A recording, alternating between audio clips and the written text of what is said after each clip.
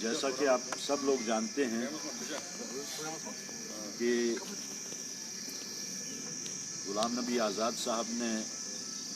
Indian national Congress سے استعفیٰ دیا ہے اور گو کہ یہ ایک حیران کن قدم انہوں نے اٹھایا ہے، لیکن ذاتی طور میرے واسطے یہ کوئی بھی حیران کن قدم نہیں ہے، کیونکہ آزاد صاحب کے جو پچھلے 2 سال سے آپ لوگ بھی سنتے آئے ہیں، میڈیا میں بھی آیا، پریس میں بھی آیا، پولیٹیکل سرکلز میں بھی اس کا چرچا رہتا رہا، اور بالخصوص جب ان کی ریٹائرمنٹ ہوئی راجیہ سبھا سے، جو ایک کیئرفل فیئرویل ان کو دیا گیا ایک نیولی فاؤنڈ بونہامی کے تحت، اس وقت پرائم منسٹر صاحب کا یہ کہنا بالکل صاف تھا کہ ہم آزاد صاحب کو ضائع نہیں ہونے دیں گے اور ان کو جلد ہی کسی ایک خاص مشن اور ایک خاص کام کے لیے مخصوص کیا جائے گا۔ بہرحال آزاد صاحب نے جو ٹائم مقرر کیا، جو ٹائمنگ سیٹ کی اپنے استعفے کی، باوجود اس کے کہ پچھلے 8-9 مہینے سے وہ انڈیپینڈنٹلی جموں کشمیر میں کام بھی کر رہے تھے اور کانگریس کی لیڈرشپ پہ سوالات بھی اٹھا رہے تھے، لیکن اس کے باوجود جو ٹائمنگ انہوں نے مقرر کی اس کے 2 زاویے ہیں اور اہم زاویے۔ نمبر 1 یہ کہ ایسی کیا وجہ ہے جب بھی کانگریس پریزیڈنٹ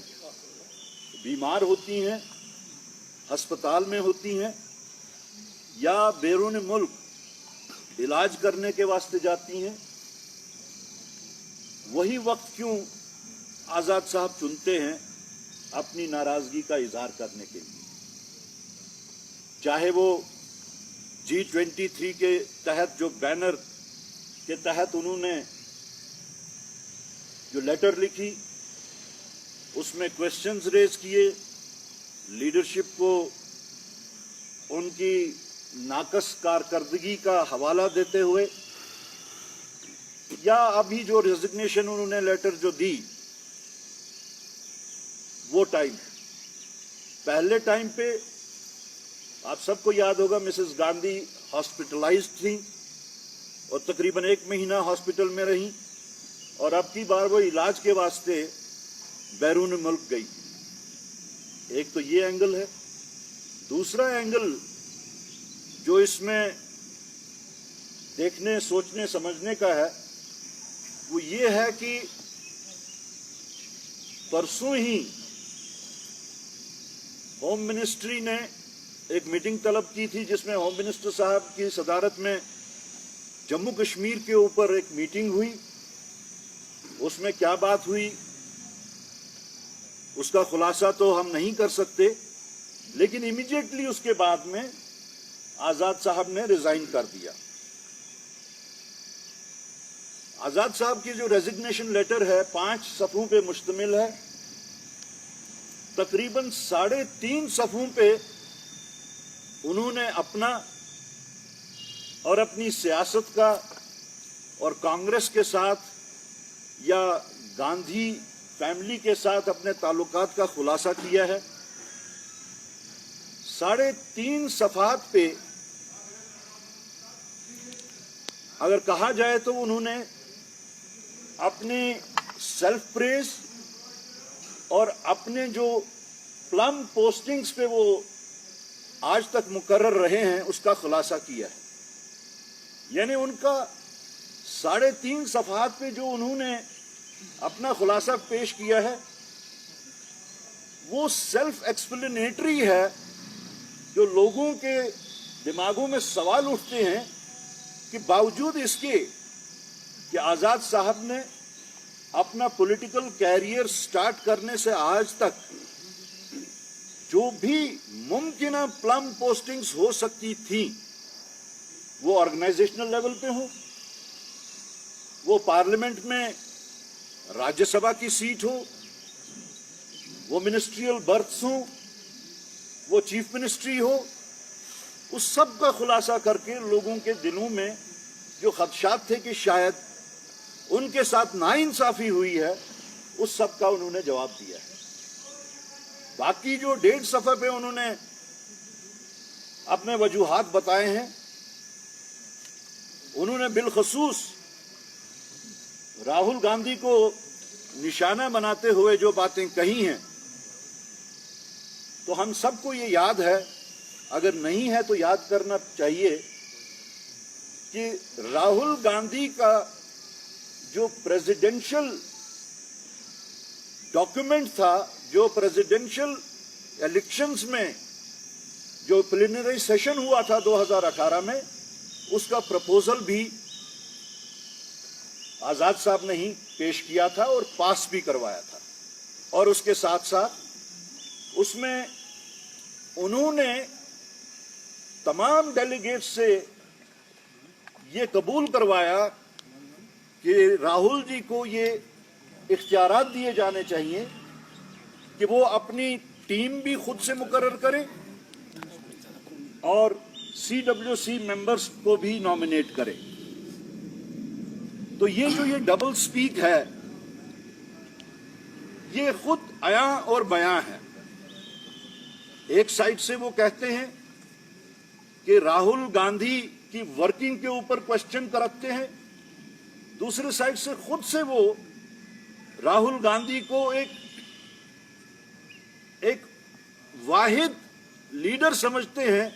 جو اپوزیشن کی آواز کو ابھارتے ہیں اور جو اس وقت ہیڈ آن لیے ہوئے ہیں موجودہ ڈسپنسیشن سے۔ اور اس کے بعد دیکھنا یہ ہے، جو باتیں انہوں نے کہی ہیں اگلے 1.5 پیج میں، کہیں انہوں نے اس میں کوئی آئیڈیولوجیکل ڈفرنس کی بات نہیں کی ہے کہ آیا کہ ان کی ڈفرنسز جو ہیں کانگریس پارٹی کے ساتھ وہ آئیڈیالوجیکل بنیادوں پہ ہیں، جو انہوں نے لکھا ہے وہ صرف پرسنل بنیادیں ہیں۔ تو میں نہیں سمجھتا کہ اتنا عرصہ کانگریس پارٹی کو دینے کے بعد ان کو ایسا قدم اٹھانا چاہیے تھا جہاں پہ انہوں نے وہ خود سے کون سی آئیڈیالوجی کو فالو کرتے ہیں اس کے اوپر کوسچن مارک اٹھایا۔ سوال یہ اٹھتا ہے کہ کانگریس کی جو کور فلسفی ہے، جو کور آئیڈیالوجی ہے، وہ اگر ہم ڈھونڈنا چاہیں تو وہ کانسٹیٹیوشن آف انڈیا کا جو پریمبل ہے اس میں سے نکلتی ہے، اس میں مضمر ہے، لیکن ان کا صرف ذاتی بنیادوں پہ استعفیٰ دینے سے یہ ثابت ہوتا ہے کہ شاید ان کو اس فلسفی سے، اس آئیڈیالوجی سے ڈفرنس ہے جس کے تحت اس وقت کانگریس پارٹی بالخصوص پچھلے کئی مہینوں سے کمر بستہ ہے راہل گاندھی کی قیادت میں، ان ڈویسو فورسز کو فائٹ آؤٹ کرنے کو جنہوں نے ہندوستان میں، پورے ہندوستان میں ماحول بہت خراب کر کے رکھا ہے، جو پلورلزم کی پالیسی کو نہیں مانتے ہیں، جو سیکولرزم کو چیلنج کرتے ہیں، جو وینڈیٹا کی پالیٹکس کو چلاتے ہیں، اور جنہوں نے کمپلیٹ پولرائزیشن چاہے مندر مسجد کے نام پہ ہو یا ہندو مسلمان کے نام پہ ہو۔ تو اگر انہوں نے آئیڈیولوجیکل بنیادوں پہ استعفیٰ نہیں دیا ہے تو اس کا مطلب یہ ہے کہ جو کور فلسفی ہے وہ اس کور فلسفی کے خلاف ہے، اور وہ ہے پلورلسٹک پالیٹکس، وہ ہے ویلیو بیسڈ پالیٹکس، اور وہ ہے यहां पे हर फिरका, हर तबका, हर शहर, हर गांव, हर रुकबा को साथ चलाने वाली बात। बिल आखिर इसमें यही साबित होता है कि एक दफा फिर बीजेपी, जिन्होंने जम्मू कश्मीर में बिलखुसूस फ्रैगमेंटेशन की चंद इकदामात उठाए, शायद बीजेपी को यह लगता है कि उनका वो फ्रैगमेंटेशन प्रोसेस जो उन्होंने शुरू किया था वो कामयाब नहीं हो रहा है। तो मेरा मानना है कि बीजेपी एक दफा फिर से कामयाब हो गई है उस फ्रैगमेंटेशन को लेके। यहां पे फिर से एक नया, एक पार्टी की सूरत में हो या एक फैसिलिटेशन की सूरत में हो, एक दफा वो फिर से कामयाब हो गई है। अलबत्ता जहां तक कांग्रेस पार्टी का ताल्लुक है, मैं ये कह देना चाहता हूं, और बिलखुसूस जम्मू कश्मीर की कांग्रेस पार्टी का ताल्लुक है कि भले ही आजाद साहब ने किनारा कशी कर दी हो कांग्रेस पार्टी से, और भले ही उनके साथ में कुछ उनके beneficiaries from time to time उनके साथ में अलाइन हो गए हों, लेकिन जहां तक काडर का ताल्लुक है और जहां तक उन लोगों का ताल्लुक है जो फिलॉसफिकल और कन्विक्शनल और आइडियोलॉजिकल एफिनिटी रखते हैं कांग्रेस पार्टी के साथ, वो कांग्रेस पार्टी के साथ जुड़े रहेंगे और ये जो एक नया अटेम्प्ट फ्रैगमेंटेशन का है उसको फाइट आउट करेंगे। Thank you. कांग्रेस को ओवरऑल कितना नुकसान पड़ेगा उठाना आने वाले इंतखाबात में, और नंबर आप ही का जुमला है कि politics is banner of happy, तो वावेला क्यों कर रहे हैं? नहीं, हम वावेला नहीं कर रहे हैं। हम लोगों तक ये बात पहुंचाना चाहते हैं कि आजाद साहब ने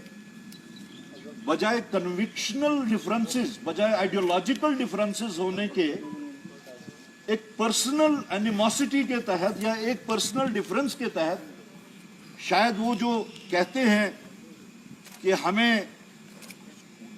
ऑन बोर्ड नहीं लिया जाता, तो ये भी तो उनको याद रखना चाहिए कि पिछले 50 साल से वही ऑन बोर्ड थे। आज जिनको वो साइकोफेंसी की बात करते हैं कि साइकोफेंट्स ने घेर लिया हुआ है, शायद एक वक्त में उनके नाम पे भी यही कहा जाता था कि इनकी साइकोफेंसी से सब लोग पीछे रह रहे हैं। तो ये बातें आजकल की जो जनरेशन है शायद उनको ना पता हो, उन तक ये बात पहुंचाने के वास्ते जरूरी है, कोई वावेला नहीं। ये बताइए, जो गुलाम नबी आज़ाद ने अपनी लेटर में राहुल गांधी के लीडरशिप पे जो सवाल उठाए हैं 2013 से, जिस तरह से उन्होंने अपनी ही गवर्नमेंट का ऑर्डिनेंस बिल जो है उसको फाड़ डाला, उसके बाद जो लगातार 49 में से 39 इलेक्शन, जो क्वेश्चन आपको नहीं लग रहा है कि this is right time for the Congress leaders to make Rahul Gandhi accountable, to make Congress leadership accountable? और इंटरनल डेमोक्रेसी पे इतना हल्ला बोल क्यों नहीं? क्यों कांग्रेस वापस वो कंसल्टेटिव मैकेनिज्म, वो इंटरनल डेमोक्रेसी नहीं लाना चाहती? See, this consultative mechanism is being questioned today. Why wasn't it questioned earlier? The matter which you are referring to about that ordinance, उस वक्त भी तो आजाद साहब के पास ऑप्शन ओपन था। जो आज वो करना चाहते हैं वो उन्होंने उस दिन क्यों नहीं किया? Just because that he was enjoying the loaves of power, just because he was being listened, and just because he had no difference with Rahul Gandhi that time.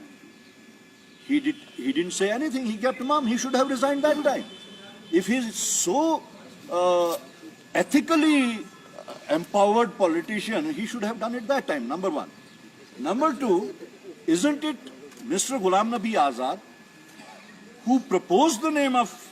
Rahul Gandhi for being the president in 2018.